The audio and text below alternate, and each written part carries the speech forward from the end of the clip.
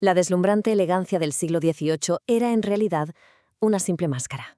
Sí, bajo toda esa belleza y sofisticación se escondía una realidad absolutamente repugnante. Vamos a adentrarnos en esto porque lo que vamos a descubrir hoy cambiará por completo la forma en que vemos nuestra historia más refinada. Pensamos un momento en la corte francesa, en María Antonieta, por ejemplo.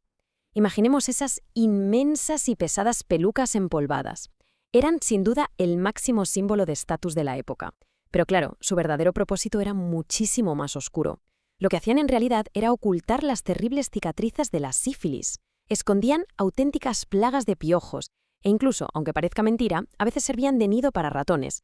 Básicamente todo era una gigantesca ilusión óptica. Ahora crucemos el océano.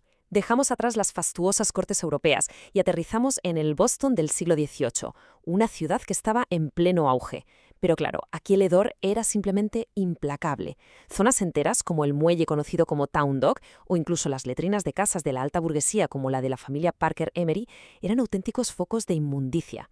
Y es que el mal olor no era solo una molestia puntual, era literalmente el aire que se respiraba a diario. Y esto ilustra a la perfección lo que han encontrado los arqueólogos. Al excavar estas antiguas letrinas de Boston, dieron con densidades altísimas de huevos de parásitos, ascaris, trichuris, gusanos intestinales. La enfermedad no era una tragedia aislada o puntual, que va, era una compañera constante, silenciosa e inseparable en la rutina de cada ciudadano. Pero ojo, el ser humano no se cruzó de brazos ante esta decadencia. Nuestra lucha contra la suciedad viene de muy, muy atrás. Viajemos en el tiempo hasta el año 3500 a.C. En la antigua Babilonia ya utilizaban raíces masticadas para limpiar sus bocas, una necesidad humana tan básica que acabó despertando nuestro ingenio colectivo. Más adelante, en el mundo islámico y en la antigua India, lograron perfeccionar esta técnica. Utilizaban el famoso miswak. Se trata de un pequeño bastón fibroso que extraían del árbol salvadora pérsica. Lo masticaban hasta deshilacharlo y, bueno, lo usaban para prevenir las caries. Era, en esencia, higiene preventiva sacada directamente de la naturaleza. Avancemos un poco más para ver cómo esto conecta con un salto monumental en nuestra historia. Nos situamos en el año 1498, dinastía Ming, en China. Un emperador decide patentar el primer cepillo de dientes real. El diseño era brutal, sí, pero increíblemente efectivo. Consistía en cerdas rígidas del cuello de cerdos salvajes siberianos incrustadas en un mango de hueso. Había nacido oficialmente una herramienta revolucionaria. Ya en el siglo XVII, los comerciantes trajeron este asombroso invento a Europa. Pero, claro, hubo un pequeño problema. A los europeos, las cerdas de cerdo les parecieron demasiado duras, les hacían sangrar las encías. Así que decidieron hacer un cambio. Optaron por usar pelo de caballo, que era mucho más suave y agradable al tacto. Parecía una idea genial, ¿verdad? Pues resulta que fue un error catastrófico.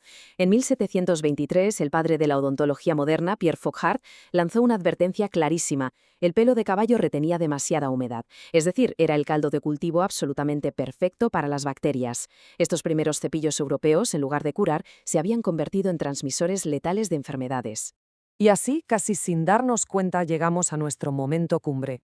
Año 1780. Inglaterra. Un hombre llamado William Addis es arrestado por participar en unos disturbios callejeros. Y lamentablemente para él, acaba encerrado en la sombría y temible prisión de Newgate. En aquella cárcel, a los presos se les daba un triste trapo cubierto de hollín y sal para frotarse los dientes. Addis, por supuesto, se negó a usarlo. Una noche, justo después de la cena, se guardó un pequeño hueso de pollo. Consiguió sobornar a un guardia para que le consiguiera unas cerdas duras. Perforó el hueso, ató las cerdas y ahí, en la oscuridad total de su celda, construyó el primer prototipo del cepillo de dientes moderno. Lo increíble es que, al salir en libertad, Addis no olvidó su invento en absoluto. Fundó la compañía Wisdom Toothbrushes y así transformó una simple y humilde herramienta de supervivencia carcelaria en todo un imperio higiénico mundial, una empresa que, por sorprendente que parezca, sigue existiendo a día de hoy. Ahora, lo verdaderamente fascinante de toda esta historia es cómo nos devuelve a nuestro punto de partida.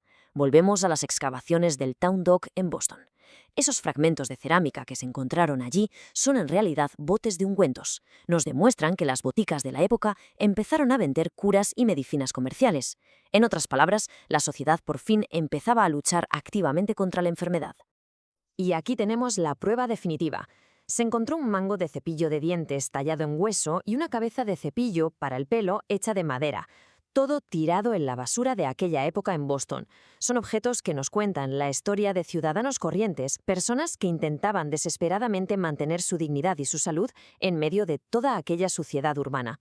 Pero demos un salto vertiginoso hasta el siglo XX, año 1938. Se inventa el nylon, y este material sintético fue la clave, porque sustituyó por fin al problemático pelo animal.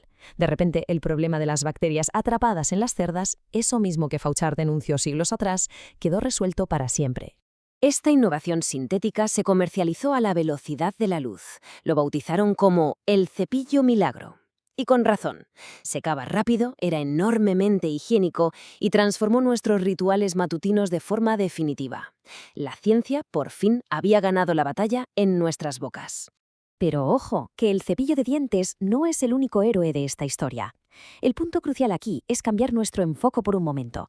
Salgamos del cuarto de baño y entremos en un dormitorio de los años 50.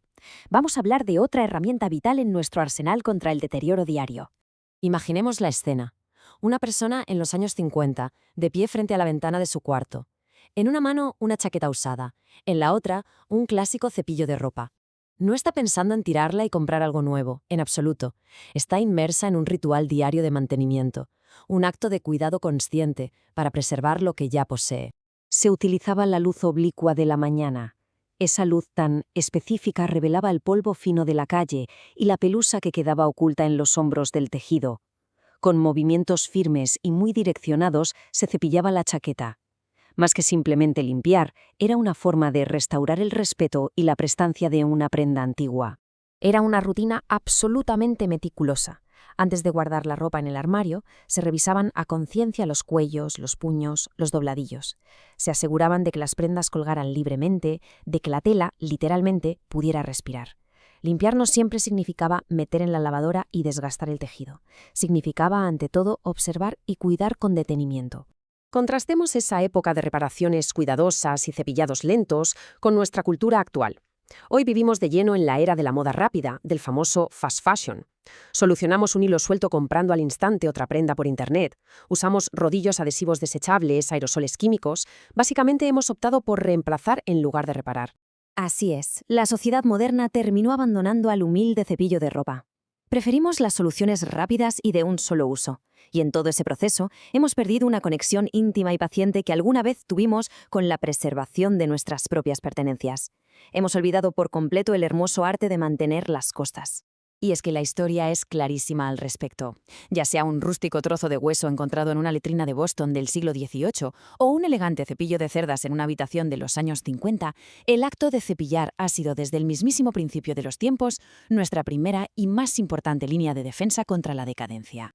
Así que nos quedamos con esta reflexión. Esta noche, al volver a casa, echemos un vistazo a los cepillos que nos rodean, que dicen esas simples herramientas sobre nuestras propias rutinas y que nos cuentan sobre cómo elegimos cuidar y, en el fondo, valorar nuestro mundo.